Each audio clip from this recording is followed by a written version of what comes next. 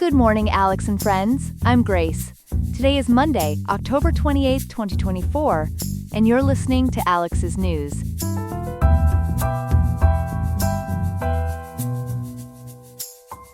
The high in Riverside today will reach 75.4 degrees, with a low of 60.3, making for a pleasant autumn day.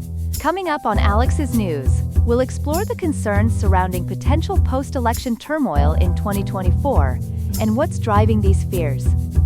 We'll also look at California's ambitious plans to transform the motorcycle sales industry. Plus, we'll examine the implications of North Korea's role in the ongoing conflict in Ukraine and how it's shifting the dynamics of the war. Stay tuned for these stories and more on Alex's News.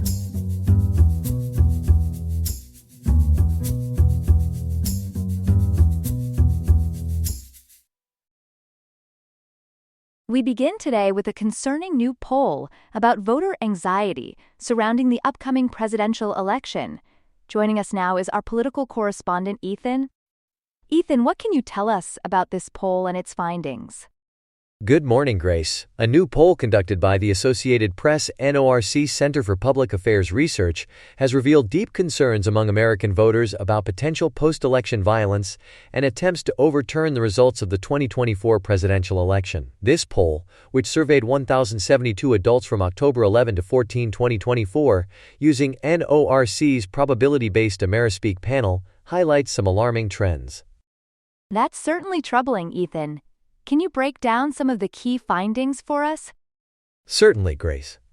According to the AP-NORC poll, about 4 in 10 registered voters are extremely or very concerned about violent attempts to overturn the election results. A similar proportion is worried about legal efforts to challenge or overturn the results. Perhaps most strikingly, nearly 9 in 10 voters believe the loser of the presidential election should concede once all votes are counted and legal challenges are resolved. Those are significant numbers. Is there any indication of why voters are feeling this way? Yes, Grace. These concerns largely stem from the aftermath of the 2020 election, particularly former President Trump's refusal to accept the results and the subsequent January 6, 2021 attack on the U.S. Capitol. Trump's continued claims of election fraud and his forecasting that he can only lose if the election is rigged have heightened anxieties about the potential for post-election violence and challenges to the democratic process. I see. Are there any partisan differences in how voters view these issues? Absolutely, Grace. The poll highlights deep partisan divisions on various issues. For example, about 2/3 of Republican voters think Trump would concede if he loses, while only about 1 in 10 Democratic voters believe he would. In contrast, nearly 8 in 10 voters believe Vice President Kamala Harris will accept the results and concede if she loses. It's quite a stark difference. Are there any other notable partisan divides? Yes, there are. About 8 in 10 Republicans believe another term for Trump would strengthen democracy, while a similar share of Democrats believe a Harris presidency would do the same. Additionally, Democrats and independents are more likely to blame Trump for the January 6th violence, compared to Republican voters. Given these concerns, Ethan, are there any measures being taken to address potential post-election issues? Indeed, Grace. Various measures are being implemented or considered by election officials, law enforcement agencies, and civil society groups. These include educational initiatives to teach the public about the electoral process, suggestions to revise vote counting timelines, media guidelines to avoid premature coverage of vote tallying, and the establishment of election safety task forces at state and national levels. That's good to hear. But with the election just 9 days away, do experts believe these measures will be enough? Unfortunately, Grace, despite these measures, experts warn that the risk of post-election violence in 2024 remains significant. Factors such as heightened polarization, persistent election denialism, incendiary rhetoric, and the continued presence of extremist groups all contribute to this risk. The January 6, 2021 Capitol attack serves as a troubling precedent, and ongoing disputes over election legitimacy continue to fuel concerns about the stability of American democracy. Thank you, Ethan, for that comprehensive report on this important issue. We'll certainly be keeping a close eye on developments as we approach Election Day. You're welcome, Grace. It's certainly a situation that warrants continued attention. Indeed it does. Thanks again, Ethan. And now let's move on to our second story of the morning. We turn now to a groundbreaking initiative in California that could revolutionize the motorcycle industry. Our reporter Chloe has the details on this story. Chloe, what can you tell us about California's plans for electric motorcycles? Well, Grace, California is taking a bold step to boost the sales of electric motorcycles, setting a precedent for the rest of the nation. This initiative is part of the state's broader strategy to reduce greenhouse gas emissions and improve air quality. That's interesting, Chloe. Can you elaborate on what specific measures California is taking? Certainly, Grace.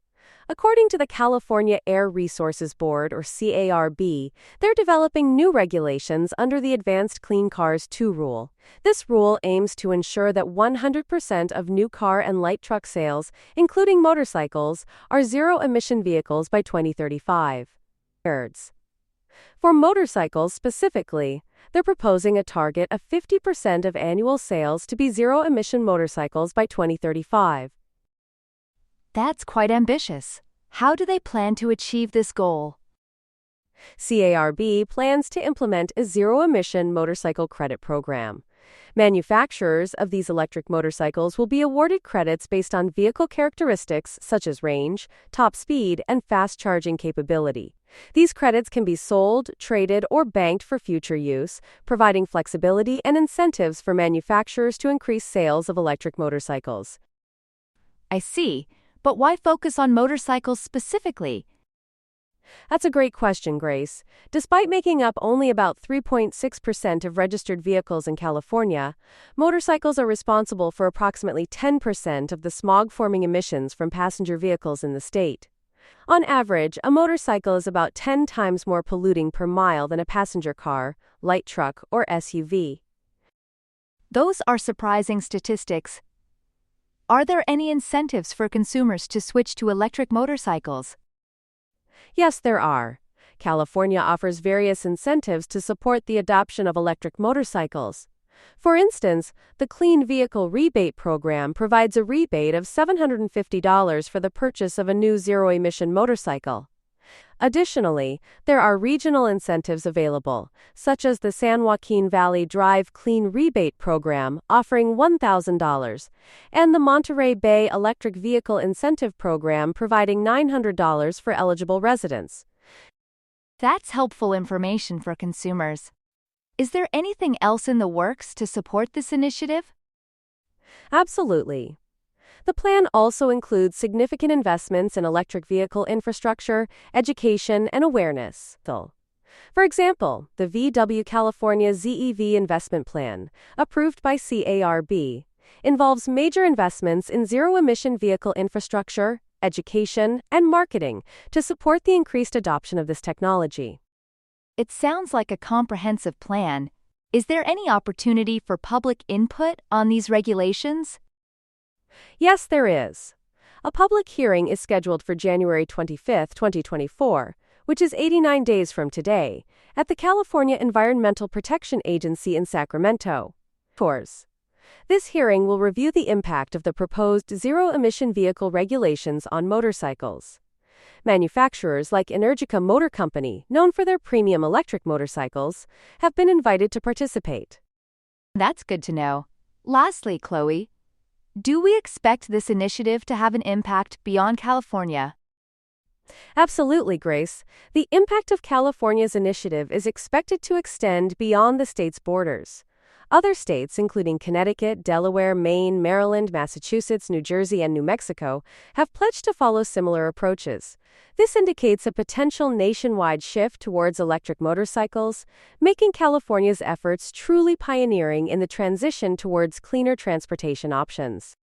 Thank you, Chloe, for that comprehensive report on California's groundbreaking plans for electric motorcycles. It'll be interesting to see how this initiative unfolds in the coming years.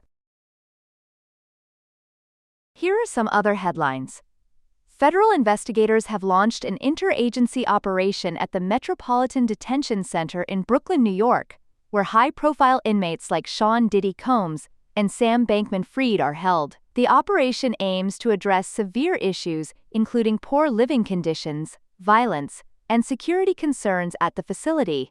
French actor copyright Ray Depardieu has requested a postponement of his sexual assault trial due to health reasons. Depardieu faces allegations from multiple women, including accusations of rape and sexual assault during film productions. The Miami Heat unveiled a statue of legendary player Dwyane Wade outside their arena, making him the first Miami Heat player to receive such an honor. The team plans to host a statue night to further celebrate Wade's legacy. Former Philippine President Rodrigo Duterte admitted to maintaining a death squad during his tenure as mayor of Davao City. In a recent Senate inquiry, Duterte acknowledged instructing a group of 7 individuals to kill specific targets, but denied ordering extrajudicial killings during his presidency. President Joe Biden criticized Elon Musk for alleged immigration hypocrisy, citing reports that Musk worked in the U.S. illegally while on a student visa in 1995. Musk denied these allegations, claiming he was permitted to work in the country. The exchange highlights ongoing debates about immigration policies and influential figures' personal histories. We turn now to a significant development in the ongoing conflict in Ukraine. NATO has confirmed that North Korean troops have been deployed to Russia to support its war efforts. For more on this story, we're joined by our international correspondent, Ethan. Ethan, what can you tell us about this situation? Thank you, Grace. This is indeed a major development. NATO Secretary General Mark Rutte has confirmed that North Korean troops are actively operating in Russia's Kursk Oblast, near the Ukrainian border. This move has been described as a notable escalation and a perilous extension of Russia's conflict in Ukraine. That's certainly concerning, Ethan. Do we have any idea about the scale of this deployment? Yes, Grace. According to reports, the scale is quite significant. At least 3,000 North Korean troops have been sent to Russia. However, Ukrainian President Volodymyr Zelensky has suggested that the number could be much higher, potentially up to 10,000 troops ready to join Russian forces. That's a substantial number. Has there been any confirmation from other sources? Absolutely. The U.S. Department of Defense and the White House have both confirmed the presence of North Korean troops in Russia. In fact, White House spokesperson John Kirby provided some specific details, stating that soldiers were transported from North Korea's Wonsan region to Vladivostok and then to military training sites in eastern Russia. What evidence do we have to support these claims, Ethan? There's quite a bit of evidence, Grace. South Korean intelligence has provided satellite imagery showing North Korean troops at Russian military sites near Ushyrykelsk and Khabarovsk.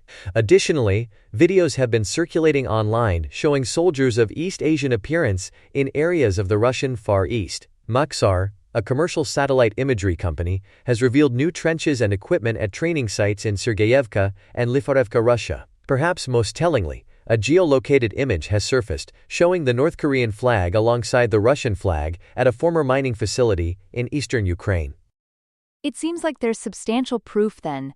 Beyond troop deployment, is North Korea providing any other support to Russia? Yes, they are. North Korea has provided significant military aid to Russia, including millions of rounds of artillery shells, rockets, and short-range missiles. This support is crucial for sustaining Russia's firepower on the battlefield and helps maintain its military capabilities. How has the international community responded to this development? The response has been one of concern and condemnation, Grace. South Korea, Japan, and the United States have issued joint statements expressing grave concern over the military partnership between North Korea and Russia. A new task force has been announced to oversee sanctions concerning North Korea's arms activities. Existing UN sanctions on North Korea have been reinforced, although it's worth noting that Russia's veto in March 2024 prevented the renewal of a UN panel of experts tasked with monitoring North Korea's compliance. What are the potential implications of this increased military cooperation between Russia and North Korea?